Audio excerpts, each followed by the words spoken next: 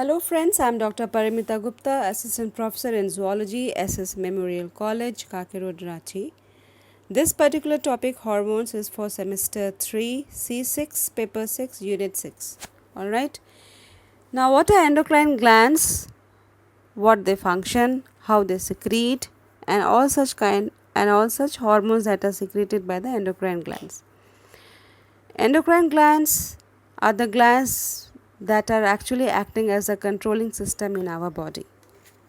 We all know that in our body there are two types of controlling system. The first is the endocrine system and the other is the second one is the exocrine system. है ना, दो तरीके के systems हैं जो हमारे body में control करते हैं, एक एंडोक्राइन एक exocrine. The endocrine glands are the controlling system in our body. There are two kinds, अभी बताया मैंने. तो ये दोनों तरीके का सिस्टम्स जो है वो कैसे काम करते हैं. The first one is the nervous control, ठीक है, जो नर्व इम्पल्स के थ्रू बॉडी के सिस्टम को कंट्रोल करते हैं. And the other one is the chemical control, जो केमिकल सिक्रीट करके बॉडी के फंक्शंस को कंट्रोल करते हैं. So the nervous control is borne by nervous tissue. ठीक है, nervous control is borne by nervous tissue मतलब नर्वस कंट्रोल कैसे पूरे बॉडी में संचालित होता है, with the help of nervous tissue that are present in the body. And the second is controlled chemically, that is the hormones secreted by the endocrine glands. Then what is the difference between these two, that is the endocrine gland and the exocrine gland, या nervous control and chemical control. ठीक है, the nervous control it acts by the nerves, and we know that the speed or movement of the nerve impulse is very fast. मतलब हमारे पूरे body में nerve के network हैं, therefore जो nerve impulse हमारे बॉडी में फ्लो करते हैं वो बहुत फास्ट हैं. कितने फास्ट है? इट मूव्स अबाउट 100 मीटर्स पर सेकेंड अलॉन्ग द नर्व. इतना फास्ट है. नर्व इम्पल्स के हम लोगों ने बहुत सारे एग्जाम्पल्स पढ़े हैं अपने अर्ली चाइल्डहुड क्लासेस में. Alright, there are various experiments to discuss nerve impulse. एक बहुत छोटा सा एग्जाम्पल जो हम लोगों को याद आता है वो कि whenever suppose you are in contact of a hot body surface, you quickly take back your hand. That is because of nerve impulse. A hungry dog, वो भी nerve impulse. Stimulus अलग अलग तरीके का stimulus है, because of nerve impulse. ये याद हो आ रहा होगा आप लोगों को. So the nerve impulse, like they are the very high speed modulations. They are very high speed modulated impulses that are transferred in the body from target organ to the source organ, from source organ to the target organs, and vice versa. But on the other hand, the chemical control is the control by the secretion of the particular glands secreted by the endocrine glands, and the secretion of the endocrine glands are called hormones, and their action is slow as compared to the nervous control या nervous organs. So it is just like slow speed service. ठीक है. Now this endocrine word is made up of two words, endo और crine, है ना, दो word इसमें मिले हुए. एंडो का क्या मतलब होता है? Endo means within, endocrine का मतलब क्या होता है? सिक्रीशन. मतलब क्या हो गया? विद इन सिक्रीशन जो है बॉडी के, वो पूरे सिस्टम को हम लोग बोलते हैं एंडोक्राइन सिस्टम या endocrine function. It secretes a chemical substance which is called the hormone. तो ये एंडोक्राइन ग्लैंड्स के जो सिक्रीशन उनको हम क्या नाम देते हैं? Hormone. The word hormone is originated from the word hormein which means to excite.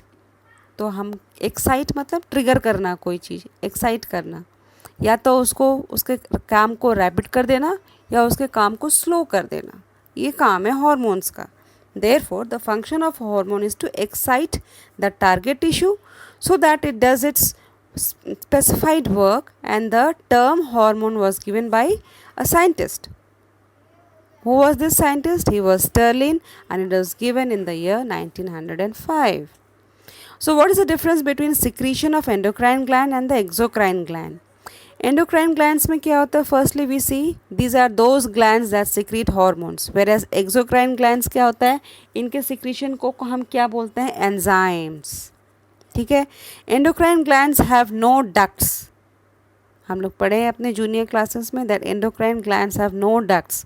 These are the ductless glands, and therefore they are called ductless glands as may also be termed as within secretion, ठीक है, बिना duct के ये secrete करते directly in the blood, fine, और ये blood के through पूरे बॉडी में अपने टारगेट ऑर्गन पर जाता है, काम करता है, ठीक है. It secretes a secretion known as hormones and these hormones directly flow through the blood to the target tissue or the target organ.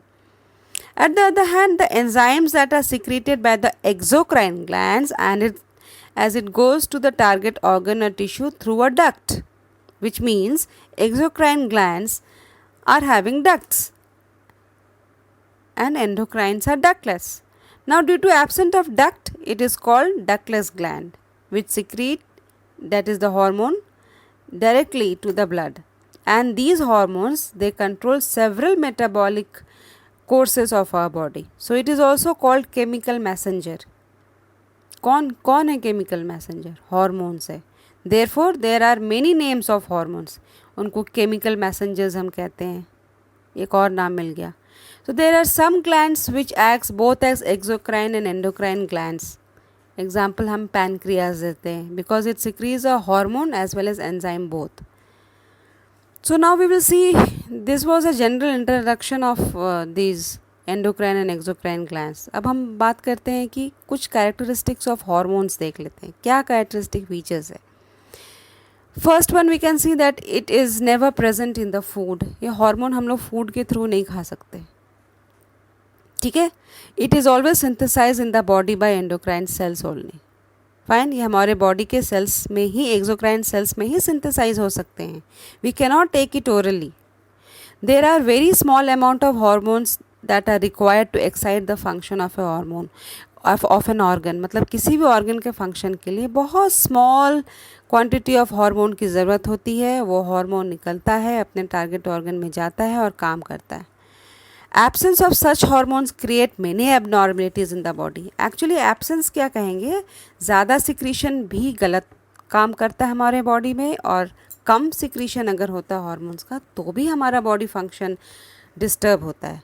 So it is secreted by the glands and it affects as far as distant from the organ tissue. Target tissue मतलब क्या होता है, far of distance to the target tissue, मतलब ये एक जगह एक gland में secrete होता है, ठीक है, प्रोडक्शन यूनिट कहीं है और टारगेट यूनिट कहीं और है, टारगेट टिश्यूज़ कहीं और है जहाँ पे जाके ये काम करता है. मतलब it is secreted by the glands in one position and it affects in the far off distance to the another position.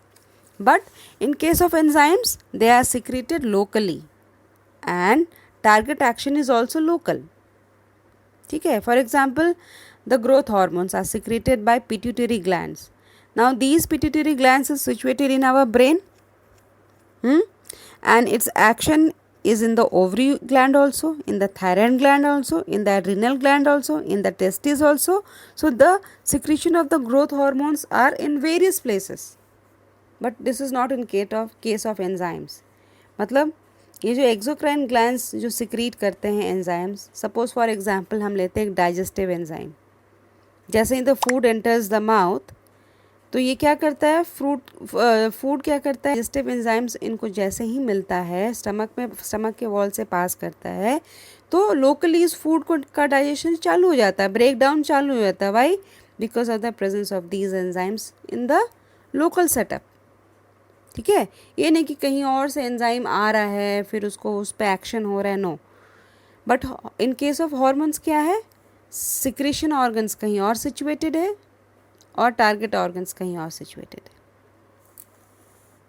ठीक है.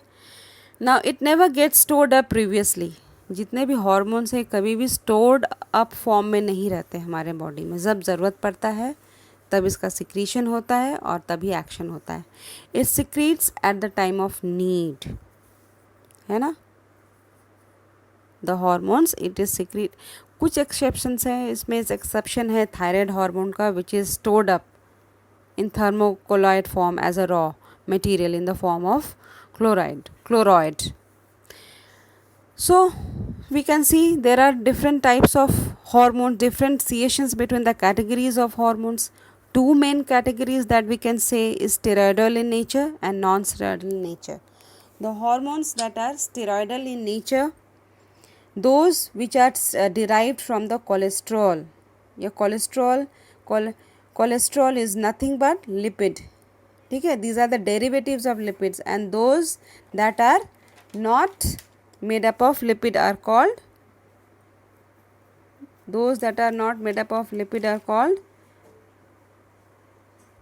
non-steroidal hormones. Alright. So rather they are made up of amino acids and proteins. Both are substances. Amino acids are the monomers of protein. Amino acid और कुछ नहीं है. These are the monomers of protein. Therefore it is very essential for our body. ठीक है. These hormones are very essential for our body. Absence of it causes many abnormalities. Hyposecretion also causes harmful effect in the body, and hypersecretion also causes a harmful effect in the body. Therefore, the balance of hormones is necessary. So, how much a body needs of a hormone and how much it will be used up by the target organ depends upon the nature and function of all these hormones.